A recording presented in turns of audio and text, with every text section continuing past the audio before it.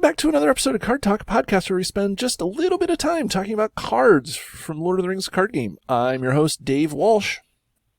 And I'm Grant Thompson, just along for the ride. And I'm Ted Bannock, and our message today is that we like talking about cards. That's not our message, Ted. That's your message. Well, see, that's our message. I love talking about cards, but I didn't want to speak for you to put your level from like to love. Got it. But, I mean, I think so. I just didn't really confirm.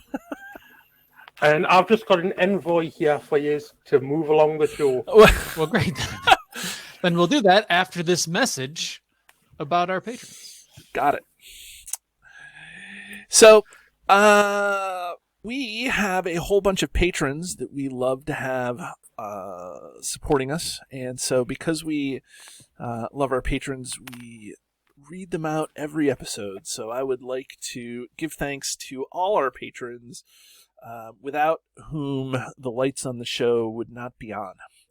So thank you to everybody who gives just a little bit every month to help us keep going. And we're getting down to the wire here. So if you are a patron anytime in May or before at the $5 level, okay, that's the Squire of the Citadel level, you will be eligible for the big swag. Then everybody, regardless of the level, whether you're Squire or Citadel Custodian, you will be eligible for something. We're going to have a little something to give you just for being awesome. But the $5 a month level is where we are. So for the big swag, which will come out probably in October, barring any sort of production delays. So, and that's exciting. So anyways, I would like to thank all the patrons, and in random order, here we go, in one breath. I would like to thank Phil, Justin, Jason, Mike, Matt, Dominic, Joe, Joshua, James, Daniel, Carl, Sean, Robert, Joseph, Vardane, Kyle, David, Brandon, Peter, Scott, Lou, Niall, Robert, Micah, Robert, Anders, Chris, Shane, Duran's father, Duran's father, Edmund, Valentine, Rachel, Alex, Reagan, Moritz, Eric, and Tony. Thank you so much, everybody, for helping us keep the lights on, and it's now to the point where it's awkward. So, but I'll still keep reading you off because everybody deserve it. But thank you, and we are going to move on to why everybody really joins the show, joins us in listening. Grant, what is the card that we're going to talk about today? The card is a bit of an envoy all the way from Numenor. She's the Envoy of Pelargir. She's a 2-cost, 1 willpower, 1 attack, 0 defense, 1 hit point, neutral ally, with the response after Envoy of Pelargir enters play, add 1 resource to a Gondor or Noble Hero's resource pool. Okay, so I think, Grant, last episode, I think that I asked you to go first, or maybe I went first last episode. I don't know, whatever. So, Ted? You went first. Yeah, I know. So, Ted, I'm going to ask you to go first. What do you think of the Envoy of Pelargir? Thanks. I like the card, generally speaking, because the Envoy it's a neutral card that essentially costs 1 because it gives you back a resource. And even though it can only put that resource on a Gondor or Noble Hero, there's a lot of targets for that. And so not only can the Envoy smooth your own resources, you're like, oh, I'm going to pay 2 spirit resources and then shuffle 1 over to my lore hero. It's also a way for you to shuffle resources to another player because you can target any Gondor or Noble. And a lot of players end up having one of those because there's between the 2 traits, there's quite a bit. So for it only costing 1 resource, yeah, you only get 1 attack, 1 willpower, 1 hit point. But if I have to chump her, I don't feel bad about it because I only paid 1. And those stats can be boosted in a Gondor deck. Leadership Boromir, Visionary Leadership, and even just to pay 1 to get 1 attack, I'm fine with that too. So Bring it. all I'm waiting around for it. flexible card. I'm not gonna mention it to Ted, but I'm waiting for it. So Envoy of no. Pelargir. You're pronouncing it right. I'm not saying anything. There's something that I'm waiting for you to talk about, but I'm not going to mention to you.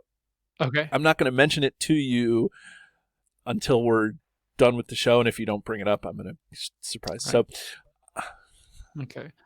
Well, there's a lot of synergy with the Gondor trait. So if you or someone else plays her, she will reduce the cost. One of the worst cards in the game. Citadel Custodian. Further, so essentially, if she's contributing to your Citadel Custodian reduction, she's essentially free as well. I'm saying if you want to play free cards, play these 2 cards. They're free essentially. Kinda. Gondor. Grant, what are you trying to say? It took them a while. Go ahead. What's your take on the Envoy? I like the Envoy. I'm quite surprised he doesn't have the Envoy trait. Right. But other than that, I think the Envoy of Pelargir is brilliant at what it does. A cheap ally that allows you to add a resource to a Gondor or noble hero.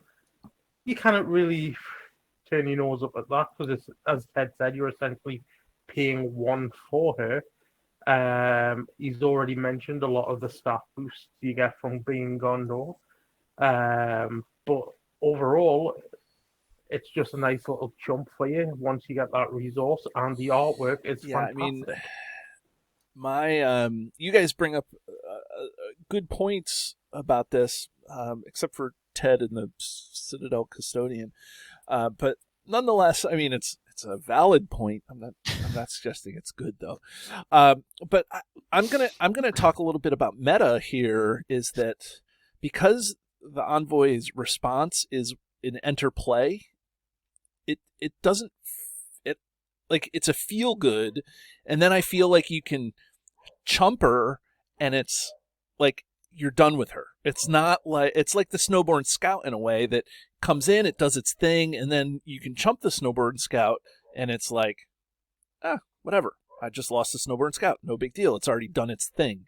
So same with the Envoy, even though it's 2 cost, and yes, you get the 1 back, so it's like pseudo 1 cost, where you have that 1 extra, you get the 1 back, which is really good for leadership Boromir to have, resources in his resource pool. But you get that 1 back. It just feels fine, like it's not a feel bad, as opposed to like when you bring out a Defender of Ramos. You want the Defender of Ramos for 2 cost in tactics. Like, you want the Defender of Ramos to stick around forever, though. But here's 2 cost, and you're like, if she goes away at the very beginning, that's fine. She's done her thing. So it's interesting to think about the meta of what this card gives you. And the other thing that I'm going to mention that I don't think either of you talked about too much is the fact that she's neutral. I know that you both said it, but so when you're trying to fill out a Bond of Friendship deck and you need another body on the board, the Envoy is really good because it gives you a resource back, which can be vital in a Bond of Friendship deck. I also think when you're playing, I just lost my train of thought. Where the other case is where the Envoy is.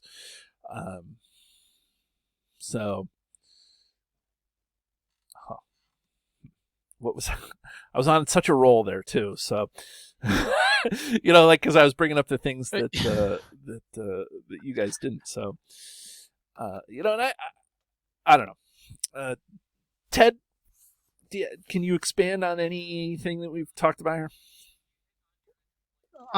Well, You hit on your enters play effect. That's a great point. So if you do sneak attack her in, you get that one resource back. You played on the sneak attack. She can also enter play via tactics hero Prince Imrahil. So if you spend a resource to put her into play from the top 5 because she shares Gondor, she can then repay that resource back into his pool, essentially costing nothing to come out and get either chump her or get that one attack. So there's a couple instances where that works as well. Also, leadership Irma. If you've got resources on other heroes and you've use your leadership resource, paying 2 from other heroes to drop her into play allows you to get 1 back on Irma. So yeah, you can use let's ability. talk about that a little bit.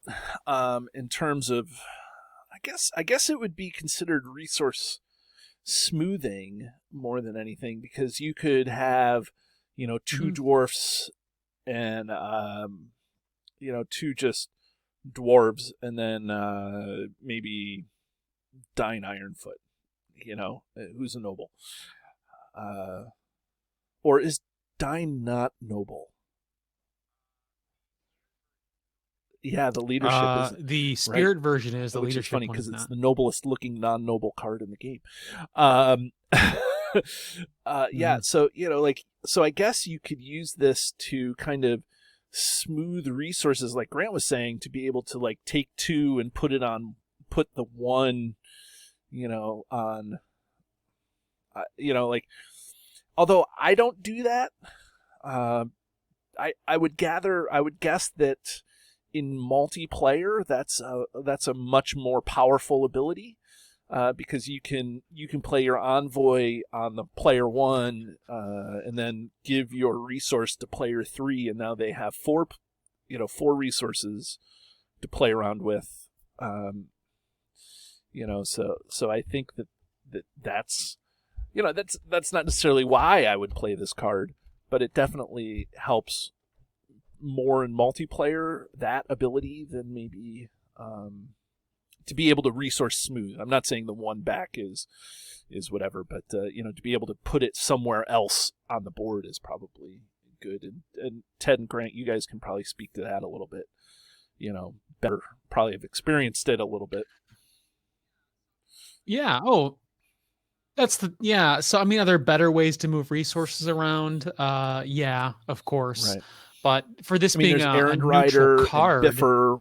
Right, Biffer. Errand Rider's the number resources. 1. Right. Yeah. Parting Biffer gifts, is that you can beg for right? resources. You can take leadership resources wherever you want to go. Yeah. Right. And then you can give as many as you want to from a single hero. So there's better ways to do it. But she offers this flexibility, and you're right, David, in multiplayer, when someone's like, hey, does anyone have an extra resource? You can be like, yes, I can get you one. Right? Even if you're playing a mono spirit deck, you can be like, yes, I can get you a resource. What was that, Grant? Yeah. So right. I think when we did our healing at the beginning of the year, I think that we talked about, like, why is ally healing better, or why does the community like ally healing better than maybe event healing or attachment healing, and I think that that overall we kind of agreed that just having an extra body on the board is nicer than maybe having an attachment that does healing, so that's why the Warden and the Orth are maybe, just in a tier among themselves in healing, because it's just having that body on the board that's nice. You can get resources other ways, but maybe you need that body on the board to chump a block, or to do something, to get an extra 1 willpower, because I don't think that 1 attack is necessarily vital. There's a lot of times when 1 willpower really, can make or break you. You're one short of clearing the active location, or you're just like 1 short of getting through the capture them in the Escape from Umbar, the first quest stage or something, and you're like, I just want to get through this, so I don't know. So is this kind of the least Gondor character, or like, because this girl can go into just about any deck? Because I play this card in a lot of different decks. So Grant, do you think that that's kind of the case?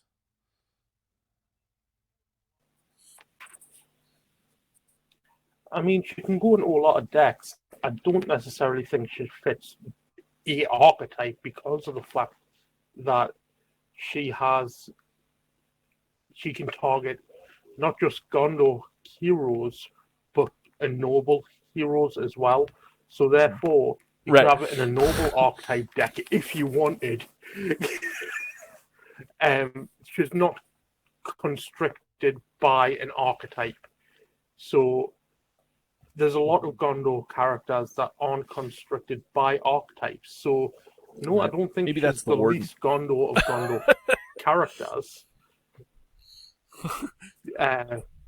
Right. Yeah. Right. The warden just fits in every Yeah, deck. So Ted, what's your take on where The she warden's just fits 3D. into decks?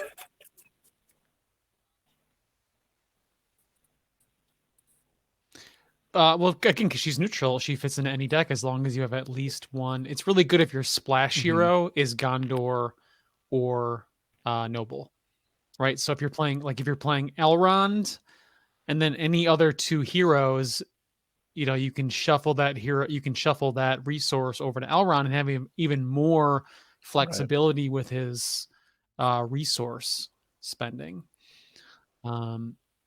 So Bond of, I mentioned the contract, Bond of Friendship. When you're looking for neutral cards, she's a great 2 of when you're digging for neutral cards to fill that contract requirements. But yeah, she goes into any deck pretty much where you're not playing Monosphere. Essentially, Monosphere, she's pretty much worthless unless you're just trying to get resources to other players. If your splash hero is what do you Gondor mean Noble, she's useless in you have smoothing, Monosphere? especially if you're not Just playing leadership. clarify that. Like, I mean, I get that. I know what Monosphere she's is, just but not I'm as not sure useful. I understand why she's a little less useful in a Monosphere deck.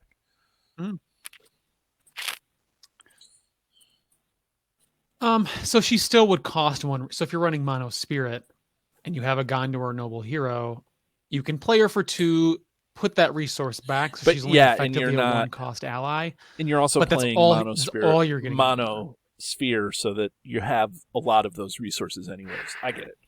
Like, so you're not as desperate for extra resources as you may be if you're playing a 2-sphere or 3-sphere deck.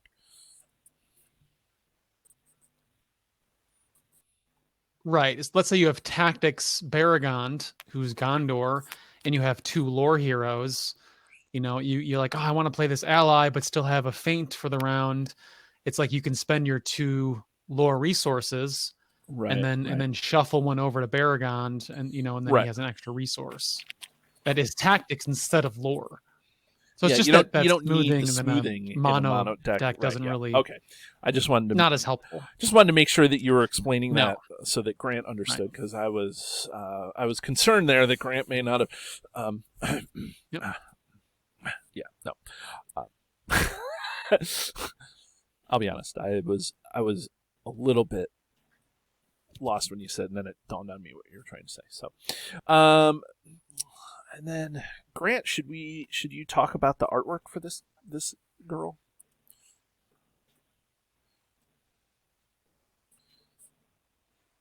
yeah, like I say, it's another one of Magali's cards, and the artwork's fantastic on it.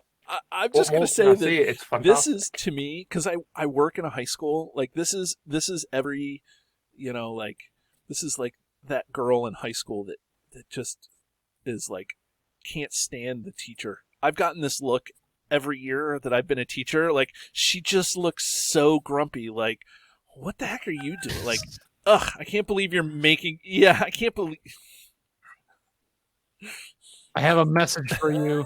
I came all the friggin' way from Gondor down to Pelargir. The look on her face is just so like, you're putting me out right now. Can you just give it up?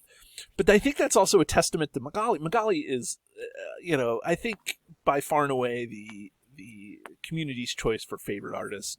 And I mean, the reason why it's a testament to Magali is because that look requires a lot of detail, and she is giving that. I don't know if that detail is what she was going for the Envoy, or if that was, like an intentional thing or unintentional, or if the art brief that Caleb submitted was, so this lady came from Gondor and she's really pissed off that you wasted her time. Like she's got her arm folded, like, ugh, like, here it is.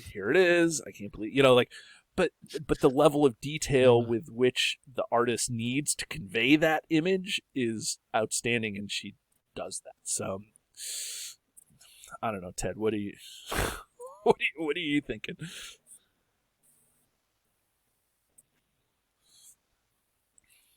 Yeah. Oh no, I think it's a nice piece, but Right. yeah, she looks a little upset. Like, Right. Here, I know, it's so funny. here it is. Yeah. This is the thing you want. Can I go now? But and yeah, it's a flexible card, and the artwork looks nice. So I say we can Okay. So, ring her as out Ted at the suggested, we have Gondor cash a register. ringing system where we ring a card on a scale from 1 to 10. It is highly scientific yet arbitrary, where where a 10 is the worst card in the game, or the card that we throw back into the fiery chasm from whence it was made, and a 1 is the best card in the game, or the one card to rule them all. And so, Grant, Envoy of Pelargir, what do you feel about this card? Yep. I like the card. It's Ted. neutral, so it slots into a lot of decks. I'm giving it a 4. Yeah, really middle of the road. I do like the card. I'll give it a 5 just because it's again, it goes everywhere, and the card is very useful. It's not strong, but again, fits in Gondor, and I find it putting in multiplayer decks more often when I'm going to go to an event, because again, it just gives me a way to maybe help another player that I couldn't otherwise do. Because there's always someone at your table when you go to an event, and they're like, does anybody have one resource? Like, that happens at least once per game. Someone is just one short to do something, and she fixes that. And so I will mainly agree with you guys. Great card. I won't rehash. I typically rehash all my reasons, but she's neutral. She fits into a lot of decks, but she doesn't make it into a ton of my decks, but she fits into a lot of them, and I like her, so I'm going to say a 5. So Envoy of Pelargir is a 5 in my book. So that is this week's card. So everybody join us again as we talk about more cards from the game. Have a great week. See you next week.